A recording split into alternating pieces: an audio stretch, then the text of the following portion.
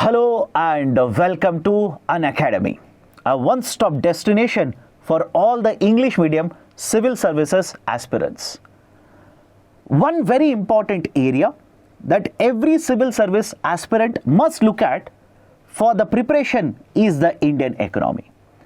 Out of the major subjects, this is one such major subject which carries weightage not only in the preliminary examination but also in the mains examination. But the students generally find it difficult because they do not know what book to refer to, what area to cover, which topic should they read, how much they are supposed to read, how much current affairs is required, and what should be the overall strategy to overcome the fear of preparing Indian economy. In this session, we will look at the complete strategy that you are supposed to follow, not only for the preliminary examination, but also for the mains examination to score very good number of marks from the Indian economic questions, not only in the preliminary stage, but also in the GS paper 3, which covers Indian economy. Now, before I start the discussion, a very important announcement. If you or your friends are looking to prepare for the civil service examination for the next year, in the month of June, we are launching new online courses. For those students who want to learn in purely Hindi medium, we are launching Lakshya batch. This is for Hindi medium students. Those who are looking for purely English courses, we are launching Achievers batch. And for those aspirants who want to basically have a mixture of both Hindi as well as English, we are launching Manzil batch. The Manzil batch will be launched from 26th of June. Achievers will be launching from 25th of June. And the Lakshya batch will be launched on 24th of June. The features of the batch are the coverage will be done comprehensively of the syllabus, focused on both prelims as well as mains examination. We will be providing you 1:1 mentorship services. We'll be providing you the detailed books which you can use to study for these particular courses or the subjects of polity, economics, etc. And all of this is available to you at a price of 24,999 rupees. This is a very limited period offer. If you're interested, the mobile number is provided here, and also the link is given in the description. Please do check it out. Now let's start the discussion. Question number 1, which I'm pretty sure pretty all of you must be having in your mind is, sir, why should I read Indian economy? How is it relevant for the UPSC Civil Services Examination? To answer to that, please have a look at the table. If you look at the table, you will realize that the table consists of certain numbers, that is the number of questions from Indian economy part which have come in the preliminary examination as well as mains examination. In the preliminary examination from 2018, if you look at till 2023, the number of questions which have appeared are 14, 18, 20, 17, 18 and 18, which basically translates to around 1/5 of the total number of questions which have appeared. Around 1/5 are coming from the subject of Indian economy. And what about the mains examination? In the mains examination, Indian economy will be part of GS paper 3, General Studies paper 3. And in the GS paper 3, the questions from the Indian economy have appeared. And the number of questions, although they are varying from one year to another year, generally in the range of 8 to 9 questions. 8 to 9 questions come from the Indian economy part itself. Now within this also, if you have seen the syllabus that is specifically for the mains examination, you will know that in the question papers, certain questions will be of 10 marks. That is out of the 20 questions, the first 10 are 10 markers and the next 10 questions are 15 markers. Out of, let's say, 9 questions or 8 questions, generally 4 to 5 will come in 10 marker and 4 to 5 will come in the 15 marker, which essentially translates to what? It means that you should be focused and you should prepare well in Indian economy, not only in the preliminary examination, even in the mains examination as well. And what about the interview?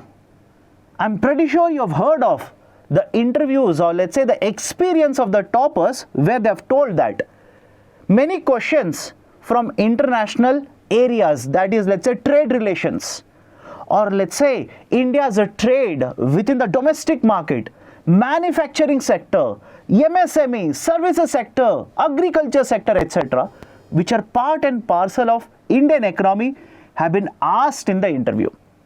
So it is equally important in the interview stage as well. Now this is the reason why you should focus, study the Indian economy part. Now, many of you will ask me a doubt, sir, agreed. Importance is there in the prelims, mains as well as interview, but what should I study? What is the area? What should I cover? I'm confused. I look at the preliminary examination syllabus. The notification doesn't give you the complete syllabus. I look at the, let's say, the mains notification. There the certain part of the syllabus is provided, but the questions are being asked out of these particular parts as well. So what should be my focus area? What topics should I focus upon? From where should I read? Let's go one by one. This is the list of the topics that I want you people to go through. If you look at these particular topics, what you will realize is these particular topics mainly come from the concept of macroeconomics. Now some of you will have this kind of a doubt, sir, what is this macroeconomics? I've never heard of it. Just to address your query, one general doubt or concerns that the students have is, sir, for GS paper, both for prelims as well as mains, should I study microeconomics? Should I study macroeconomics? And just to give you a basic idea, micro focuses on individual units such as you, such as me, such as households, such as companies. Whereas macroeconomics focuses on the overall economy, such as how much all of us are buying in the market, how much is the government of India spending, etc. Again, let's not get into the details here. It's a basic idea. The questions which have been asked in the prelims as well as mains predominantly come from macroeconomics, such as GDP, gross domestic product, fiscal policy covering taxation policy of the government, budgeting policies of the government, disinvestment policies of the government. It will also cover monetary policy. Monetary policy basically is the purview of Reserve Bank of India, that is a central banker of India, wherein they will use multiple tools to regulate banking sector, to promote employment, to regulate money supply. Not just fiscal policy and monetary policy, it also focuses on inflation. There are areas of industries that you are supposed to read. For example, you will come across MSMEs, micro, small and medium enterprises. There are certain areas of agriculture sector that you are supposed to look at. Minimum support price, warehousing, subsidies that are provided in the agriculture sector and apart from agriculture sector for other sectors as well. So if you look at the syllabus, you will realize that most of the topics that are provided, in fact all the topics which are provided in the slide are associated with macroeconomics. Now some of you will raise this doubt, but sir, I heard a topper, I heard an expert say questions will be asked from microeconomics as well. In the last 5 years, if you look at the question papers, in the mains examination, in the mains paper, GS paper 3, no questions from microeconomics has been asked. One question in the last 5 to 6 years was asked in the preliminary examination from microeconomics, and that too, it was very easier question. So apart from that, national income aggregates, GDP, inflation, taxation, Reserve Bank of India, the budgeting process, budgeting practices of the government, how budget is prepared, how it is implemented, what are the deficits, Finance Commission, financial markets, stocks, bonds, right? Let's say the ETFs, the mutual funds, etc. All these are covered under the financial markets. Concept of planning and Niti Aayog. Earlier, what was the model of planning that was followed in India? What do you understand by centralized planning? Bottom to top approach, top to bottom approach. How Niti Aayog is different compared to the earlier planning commission. Is it the same or is it different? In what way it is different? Does Niti Aayog have the same composition? Is it performing the same function? Does Niti Aayog have financial powers like planning commission? All of these will be areas of planning. Apart from this, the exchange rate, how rupee is converted into dollar. Why should we convert that into dollar? What is the role of Reserve Bank of India in the foreign exchange market, etc.? All these are the important areas. In addition to this, you should also read about foreign trade policy. What is the foreign trade policy that India has followed in the past? How it is different from the current foreign trade policy? How agreements are signed? What do you understand by free trade area? PTA, FTA, customs union, common market, economic union. Why India, despite signing so many agreements, it has not been able to leverage the benefits of these agreements? All these are the important areas of international trade. Apart from this, subsidies. What do you understand by subsidy? Why subsidies are required? What is the problem with the subsidies? If subsidies are provided, why does government favor these kinds of subsidies? And why other countries will detest the kind of subsidies given by Government of India such as MSP, RODTEP, etc. Apart from this, agriculture sector. What is agriculture importance in India? How much population is involved? Why do we talk about problems in the agriculture sector? What is the issue related to agriculture sector? What reforms are being undertaken by the government to address these particular issues? Are there any lacuna in these particular reforms? All these are the areas that you are supposed to read from agriculture sector. Industries and services sector. MSME. Earlier these were called as a small scale industries. Today these are called as MSMEs. What is the importance of MSMEs? You must have heard of PLI, Production Linked Incentive Scheme, Make in India Initiative, Startup India Initiative. What are these initiatives? What is the importance of this? And why is the Government of India implementing this? What has been the result? Have they given the expected outcomes? If not, what are the areas of concern? What should be the way forward? What are the industrial policies in India? The first industrial policy was announced in 1948. After that, multiple industrial policies have been announced by the government. What is the importance of all these industrial policies? Why do we give so much of importance to the industrial policy of 1991, which is very famously referred to as LPG reforms, liberalization, privatization and globalization? When was the idea for disinvestment introduced? What do you understand by disinvestment? What is the process followed by the government to go for a disinvestment? And if government will sell these assets, which is basically disinvestment, what are the benefits of it? What are the concerns associated with this? What are services? How services are different from goods? What is the importance of services sector in India? What reforms have been undertaken by the government to promote services sector growth in India? Exports of services sector, how are they promoted? What are the schemes? What are the issues or concerns? All these are the areas under the industries and services. Next is investment models. FDI, FPI, foreign direct investment, foreign portfolio investment, within that foreign institutional investment, infrastructure investment trust, real estate investment trust, special economic zones, public-private partnership. If you're wondering, sir, what are the names that you told just now? These are the different types of investment models that you're supposed to read. And not just to read, keep on updating all of these investment models. For example, in recent times, Government of India announced certain differences or the new policy in regards to space sector FDI. Government will keep on making changes in the FDI policy. Government very recently announced an amendment in the Special Economic Zones Act.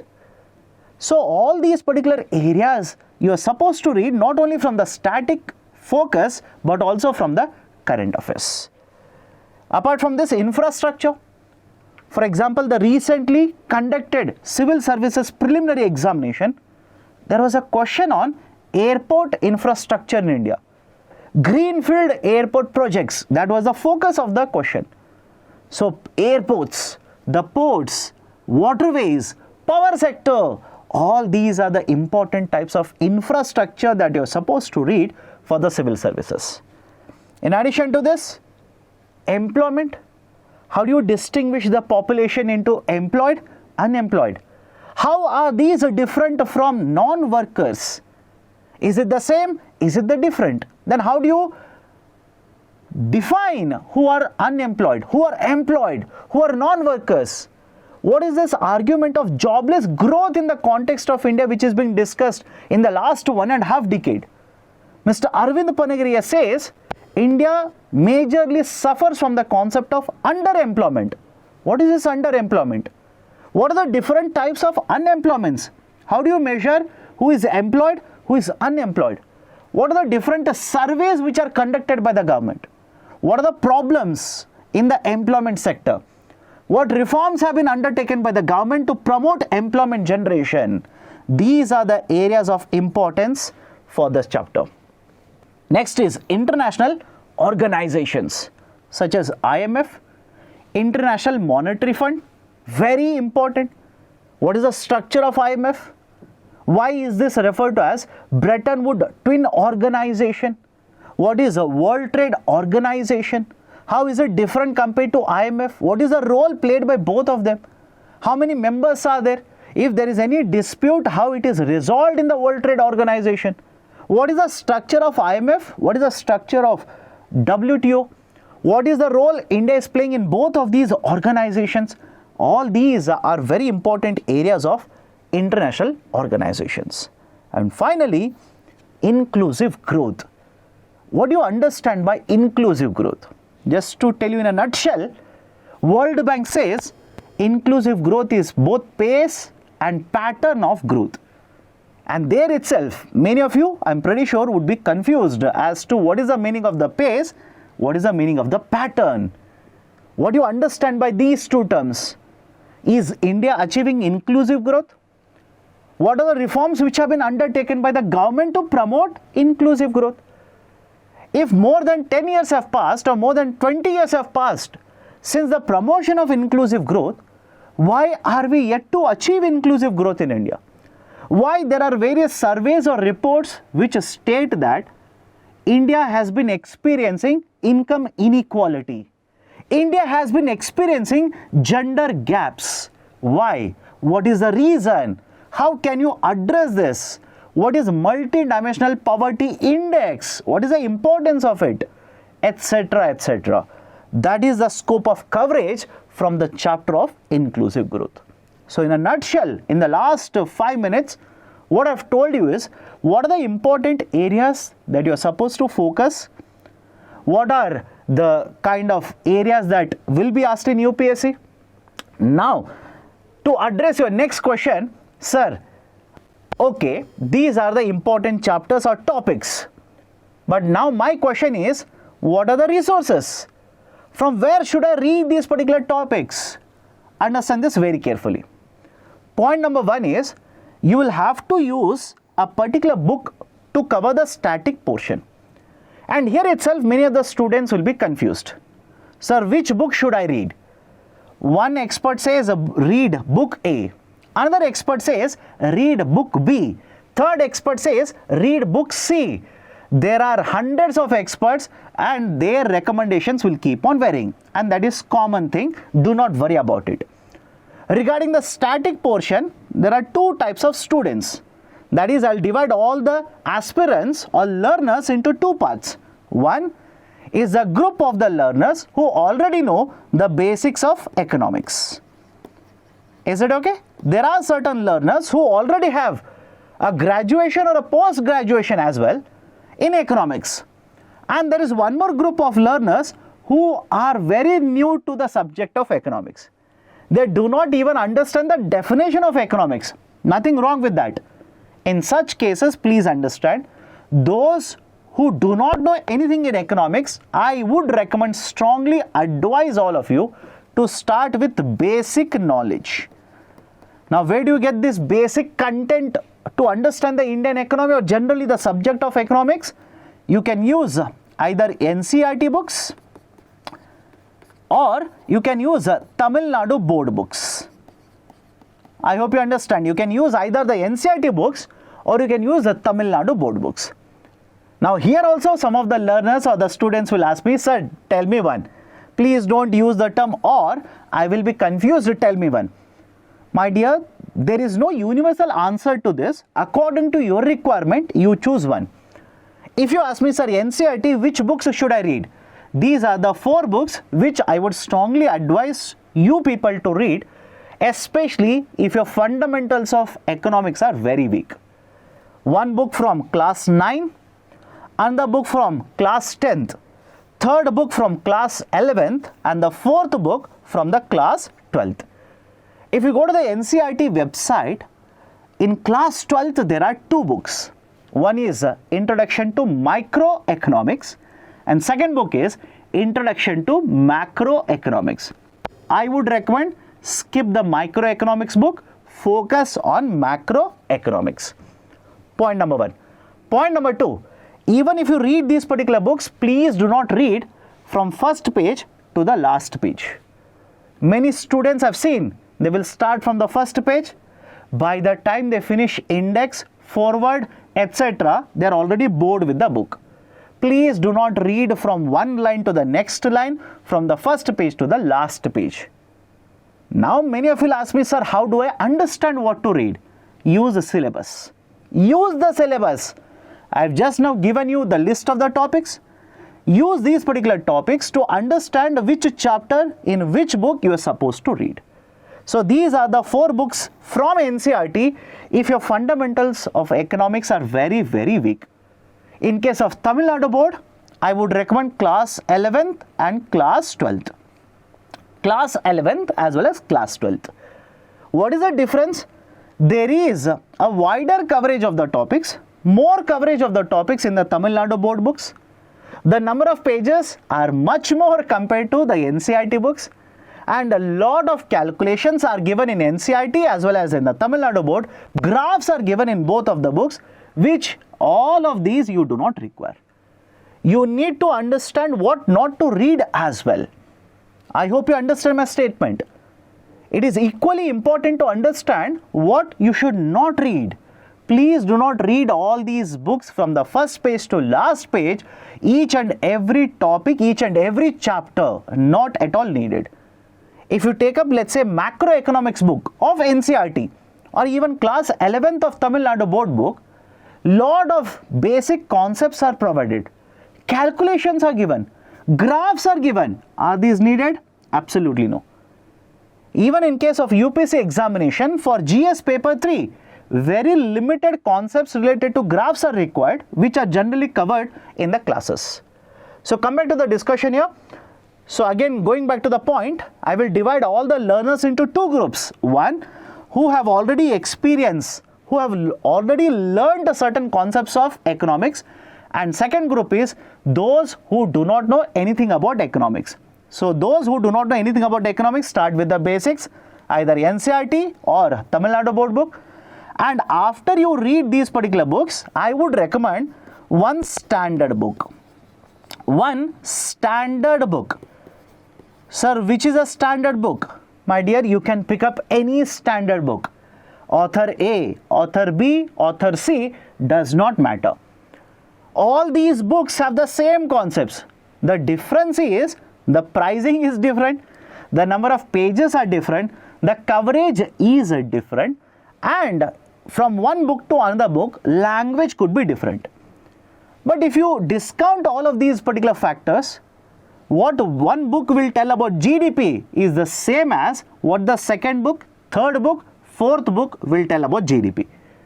Many of the learners focus too much on learning from multiple standard books, which is not at all needed. Because if you look at the questions which are asked from the Indian economy, either in the preliminary examination or in the mains examination. Some of the samples I'll show you in some time. Most of the questions, I reiterate this point, most of the questions will come from current affairs. So please do not read multiple standard books, which is basically a static concept. Focus more and more on current affairs as well.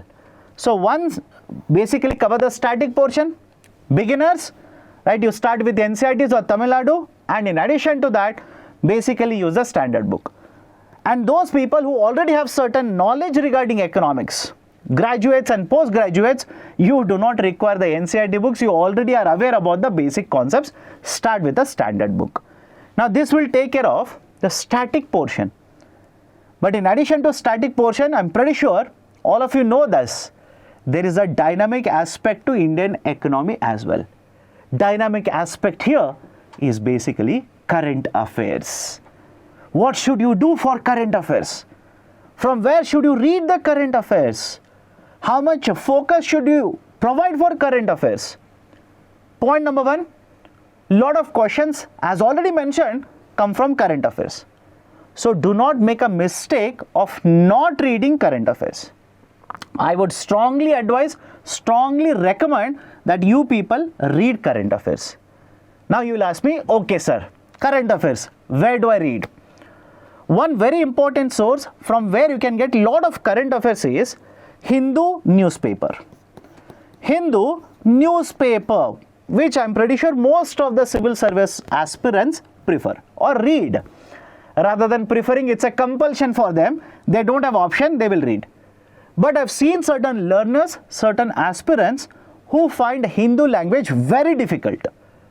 They will read from the first line. By the time they finish the first column, they would have already forgotten what they've read.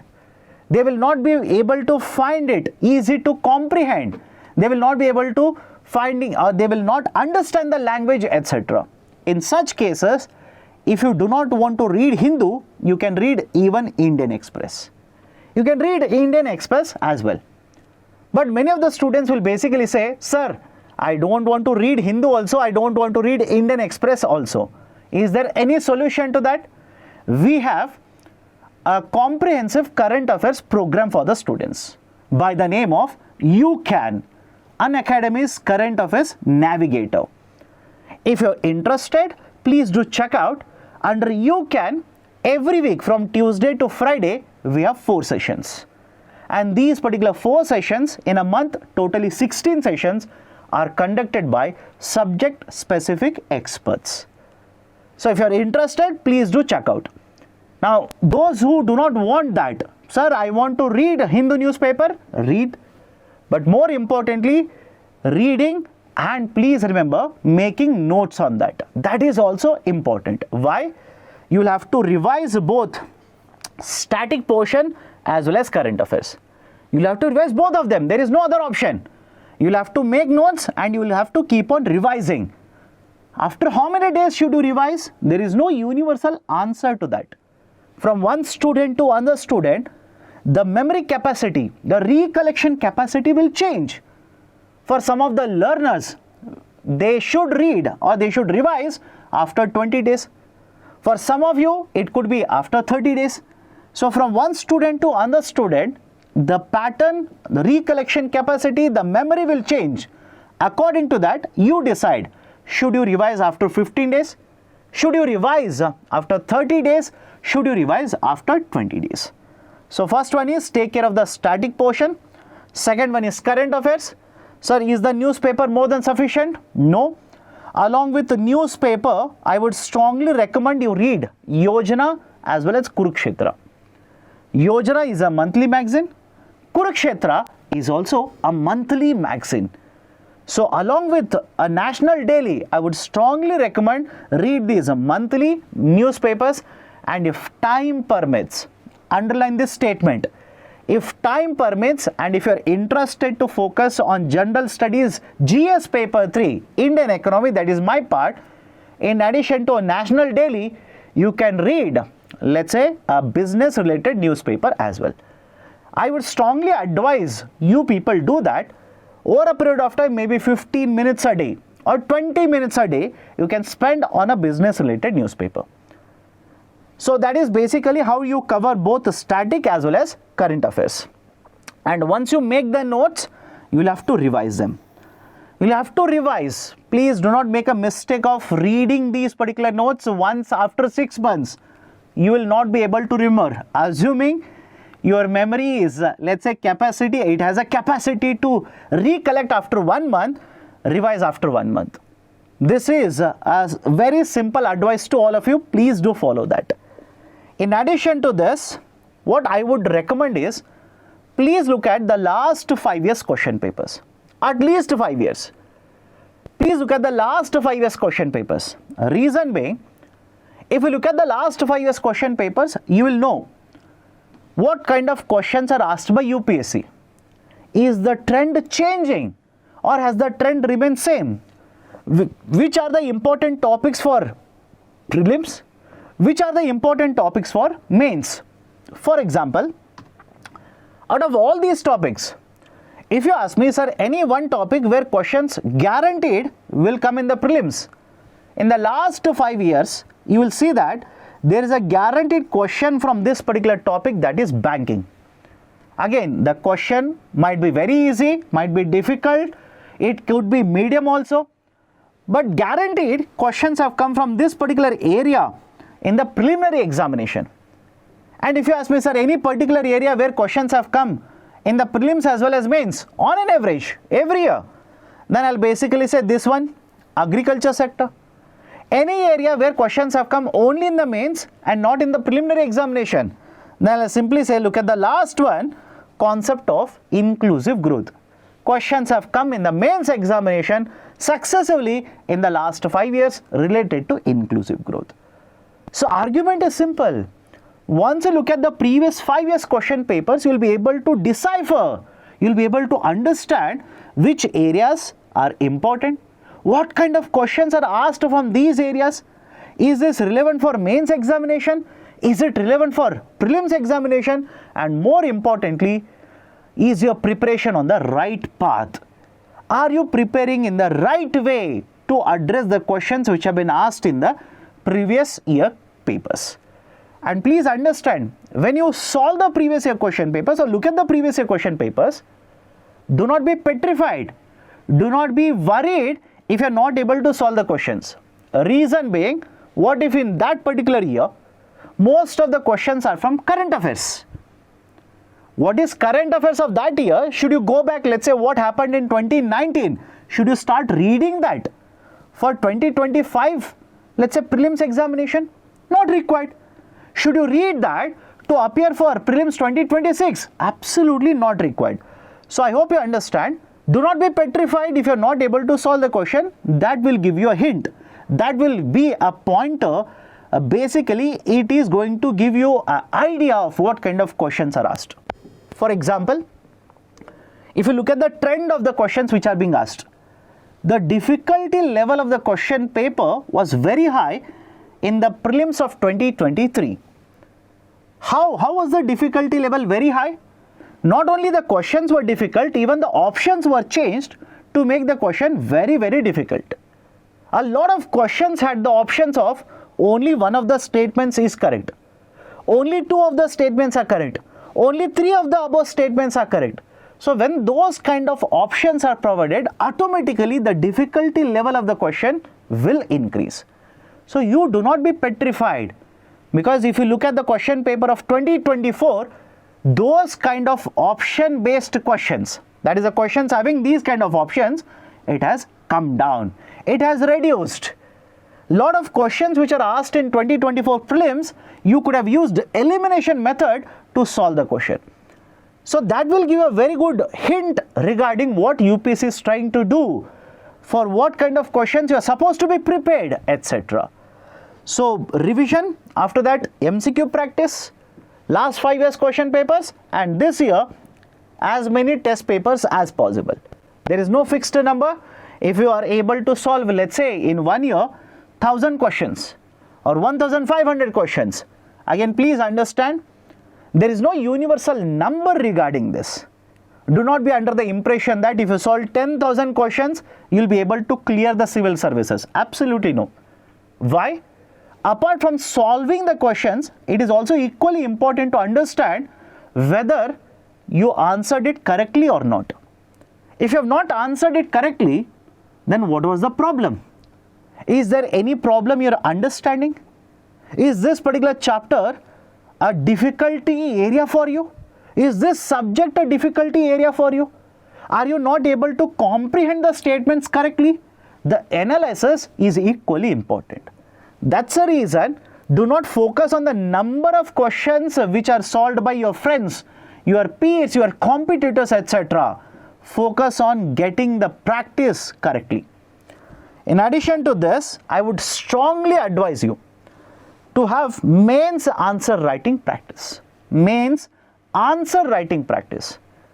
Reason being, if you look at the mains papers, which again you should have a look at, lot of the times students who clear the UPSC prelims examination, preliminary stage, they'll find it difficult to clear the mains examination purely because they did not have answer writing practice. They focused more on the prelims. They ignored, did not give sufficient focus, did not focus sufficiently, did not practice sufficient times or efficient answer writing practice they did not have. And that, my dear, guaranteed will have an impact on what will be the maximum number of marks that you are able to score in the mains examination. That's the reason I cannot emphasize enough, have sufficient mains answer writing practice. Now, some of you will ask me, sir, how do I do that? Yes, I should practice. I should have sufficient, let's say I should have solved a sufficient number of questions so that whenever I sit in the mains examination hall, I will not find a difficulty in writing answers for 150 words or 250 words. Because many of the times when you're practicing, you will realize that the question is asking you to answer in 150 words. You have sufficient number of words to write an essay. And in many of the cases, the question is asking you to write 250 words. You do not have even 50 words to answer that particular question. So that kind of issue you will face. To address that, you should have sufficient practice. How do you address this particular lacunae or the problem? One recommendation that I can do is, if you have a look at the articles that I have provided here. I have taken some of the articles which have appeared in the last 1 week in Hindu newspaper. And again, I focused on the central page, editorial page. There was one article regarding looming financial crisis in India. And if you read this article, you will realize what are the important areas where Indian economy is facing certain issues in terms of finances, in terms of debt of the government, in terms of household savings, which has been discussed to very great extent in the last 3 to 4 months. So my argument is, when you read these kind of articles, frame a question and try to answer that particular question in 150 words or 250 words. I'll give you one more example. Have a look at this. With the elections getting over, the results of the elections being announced, there is a coalition government which has been formed at the center. And in the last 1 week, in the Hindu newspaper, there was this article. Do coalition governments slow down economic reforms agenda? If you read this article, based on this article, can you answer the same question, which is the headline of the article, in 150 words or 250 words? Giving arguments in favor of saying yes, the economic reforms will slow down with coalition government, and opposing that argument and saying no, even if there is a coalition government, there will be a speedy implementation or normal implementation of economic reforms. Can you answer these kind of questions? If yes, please practice. Basically, if you are saying yes sir, I am able to answer that, my dear, you will have to put it in the words in 150 or 250, and for that you require practice.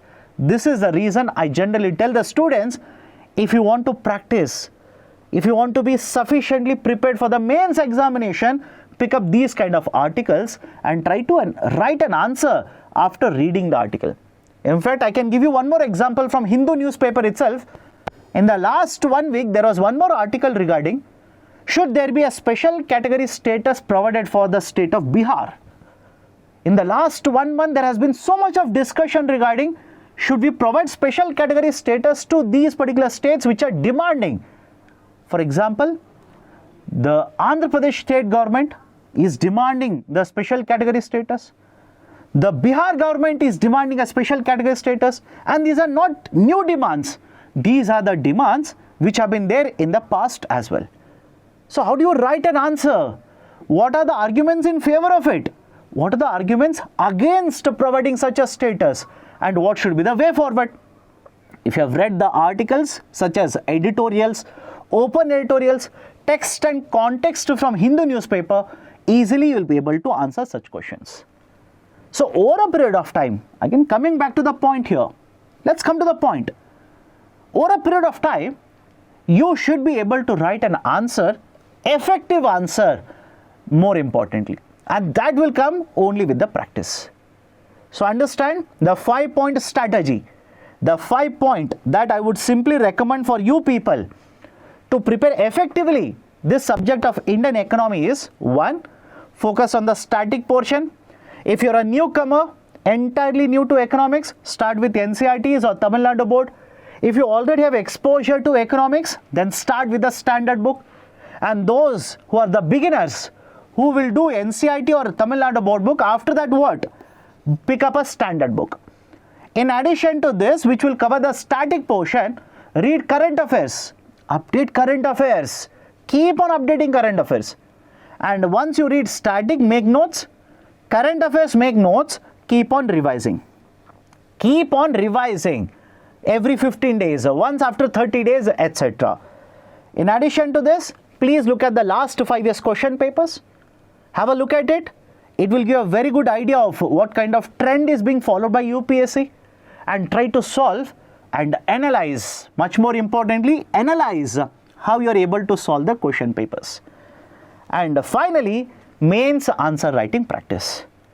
If you basically take care of it, the kind of questions which are asked in UPSC, be it, let's say, only static based question, or be it a current affairs based question, to a very great extent you will be able to solve these kind of questions. Now just to give you a glimpse of what kind of questions are asked in UPSC, this was asked in 2023.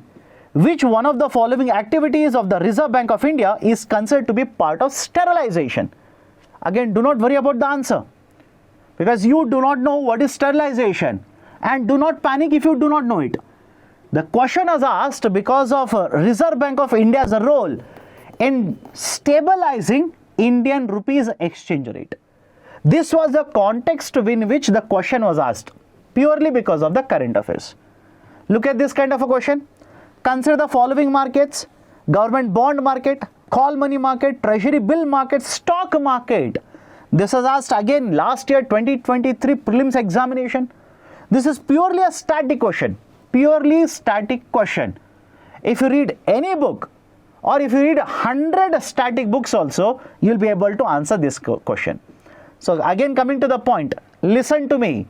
Do not waste your time by reading multiple static books. Please do not waste your time. Focus on one static book.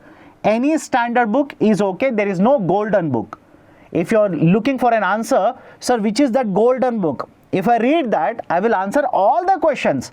There is absolutely no golden book. There will be coverage, same kind of a coverage in every kind of a book. And lot of questions will come from current affairs, which may or may not be discussed in the static book. That's the reason. Please have a look at even the descriptive kind of questions which have been asked in the last couple of years. Explain the difference between computing methodology of India's GDP before and after 2015. Purely static. Even if you have read a book, you will be able to answer this kind of a question, right? So it is purely taken from a book. Distinguish between capital budget and a revenue budget. Explain the components of these budgets. Was asked in 2021, 150 words, a 10-marker question, purely taken from a book. Any standard book, this concept of capital budget and revenue budget is mentioned there. Faster economic growth requires increased share of manufacturing sector in GDP, particularly of MSMEs. comment on the present policies of the government in this regard was asked in 2023. You will not get the answer to this question in the books. Rather, if you read the current affairs, you will know what are the policies of the current government to promote the MSME sector. So you will see a mixture of these kind of questions. Although, again understand this, although I have given both the kind of questions, if you look at the question paper of 2023 or 2022 for that matter, please have a look at it. You will see most of the questions are current affairs in nature. They will ask you about use of technology in promotion of agriculture sector. They will ask you about digitalization, the concept of digitalization in India. What is the importance of it? What is the status of it? Those kind of questions are asked. Here and there, one static question is asked. For that, one book is sufficient. Focus on current affairs, update current affairs, read more and more current affairs. So these are certain very important points I just wanted to discuss with you people to make you understand and realize what should be your strategy to prepare for Indian economy for GS paper 3 as well as the prelims GS paper as well as the interview stage. If you like this initiative, hit the like button, and if you get to subscribe to our YouTube channel, kindly do it right now. Thank you. Have a great day.